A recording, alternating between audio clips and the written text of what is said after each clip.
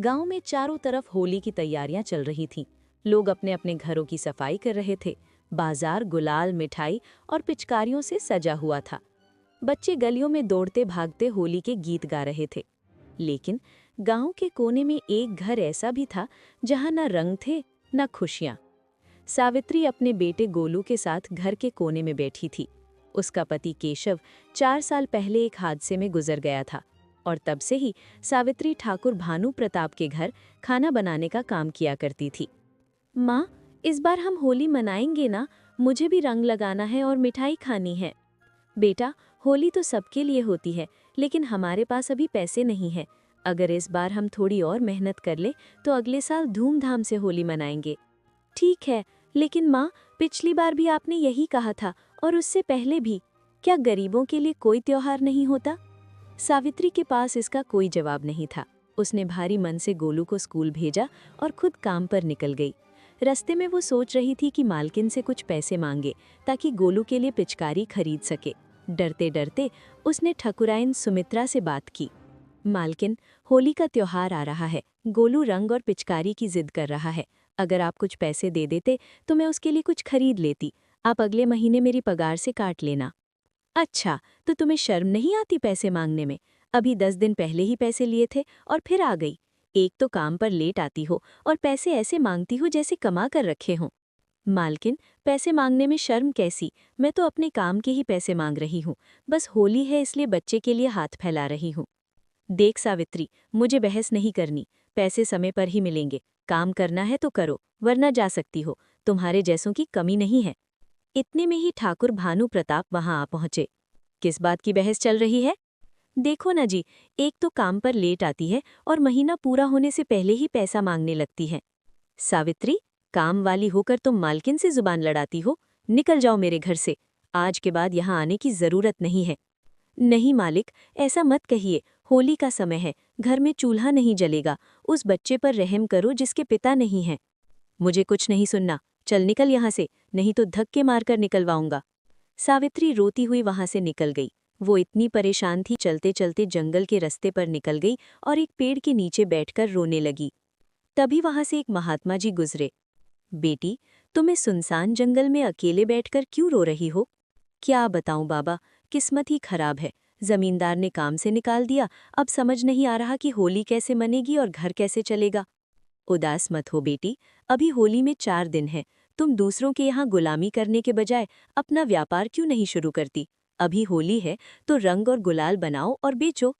पर बाबा, व्यापार के लिए तो पैसा चाहिए। मेरे पास तो खाने के लाले पड़े हैं।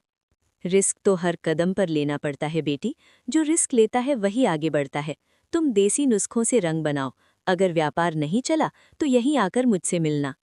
सावित्री में एक नई उम्मीद जगी। वो गांव के साहूकार लाला धनीराम के पास गई। मुझे व्यापार के लिए कुछ पैसे उधार चाहिए। अरे, तुम औरत जात होकर क्या व्यापार करोगी? घर के बर्तन मांजना ही तुम्हें शोभा देता है। खैर, अगर पैसे चाहिए तो अपने घर के कागज गिरवी रखने होंगे। अगर कर्ज नहीं चुका पाई तो घर मेरा हो जाएगा। सावित्री का मन डगमगाया, पर उसे महात्मा जी की बात याद आई। रिस्क तो लेना ही पड़ेगा। उसने कागज सामान ले आई। उसने घर पर फूलों और प्राकृतिक चीजों से खुशबूदार गुलाल बनाया। बाजार में आवाज लगाने लगी, आओ भाई आओ, ये बाजार का रंग नहीं, हाथों से बना प्यार भरा गुलाल है। ना जलन, ना केमिकल, बस फूलों की महक। लेकिन बाजार में सावित्री के रंग कोई नहीं खरीद रहा था। लोग बनवारी की दुकान पर भीड़ लगाए थे। अबे ओ लड़के, भाग यहाँ से। मुफ्त में रंग बांटने के लिए दुकान नहीं खोली है। जा, कहीं और जाकर भीख मांग। बच्चा उदास होकर वहां से जाने लगा। उसे जाते देखकर सावित्री को अपने बेटे गोलू की याद आ गई। उसने प्यार से उसे पास बुलाया। इधर आप, ये ले रंग और ये थोड़ा गुलाल। जा खूब मजे से होली खेलना। आप मुझे ये मुफ्त में दे रही हैं? मेरा तो कोई घर भी नहीं है, मैं अनाथ हूँ। अब से तू अकेला नहीं है, चल मेरे घर। आज से तू गोलू का भाई है। सावित्री ने उस अनाथ बच्चे को अपना लिया, जिससे उसकी जिम्मेदारी। और घर पहुंचकर सावित्री चिंता में डूबी दरवाजे पर बैठी थी, क्योंकि एक भी पैसा नहीं कमाया था। तभी अचानक वही महात्मा जी वहां प्रकट हुए। क्या हुआ बेटी, क्या तुम्हारे रंग कोई नहीं खरीद रहा? बाबा, मेरे रंगों में चमक नहीं है। बनवारी के रंग चमक रहे हैं, इसलिए सब वहीं जा रहे हैं। मेरा घर भी दांव पर लगा है। चिंता मत कर बेटी, तूने एक अनाथ को सहारा दिया है। तेरी नीयत साफ है। ये ले एक डिबिया, इसमें जादुई चूर्ण है, इसे अपने रंगों में मिला देना। पर याद रहे, ये सिर्फ प्रेम और सच्चाई के लिए है। अगर लालच आया तो ये बेअसर हो जाएगा। महात्मा जी इतना कहकर गायब हो गए। सावित्री ने रात भर जागकर वो चूर्ण अपने रची तो चमत्कार हो गया। उसके रंगों से अद्भुत खुशबू आ रही थी और वे सूरज की रोशनी में चमक रहे थे। अरे बहन, ये रंग तो बहुत ही सुहावना लग रहा है, जरा एक पैकेट देना। वाह, ये तो चेहरे को ठंडक दे रहा है और इसकी खुशबू जैसे ताज़े फूल। मुझे 10 पैकेट दे दो। देखते ही देखते बनवारी की दुकान के ग्राहक सावित्री के पास आने लगे। भाई साहब, ये गुलाल मैंने घर में बनाया है, इसमें कोई केमिकल नहीं है, आप बच्चों को भी बेझिझक लगा सकते हैं। सावित्री के सारे रंग बिक गए और उसकी अच्छी कमाई हुई। बनवारी ये सब देखकर गुस्से से जल उठा। उसने अपने नौकर भोलू को बुलाया। अबे ओ भोलू, ये कल की भिखारी औरत आज रातों रात इतनी अमीर कैसे हो रही है? मालिक, मैंने देखा था, इसके घर कल एक साधु बाबा आए थे, उन्होंने ही कुछ जादू किया है। अच्छा, तो ये बात है, अब हम भी वैसा ही करेंगे। रात को जब वो सो जाएगी तो हम उसके घर में घुसकर उसके रंगों में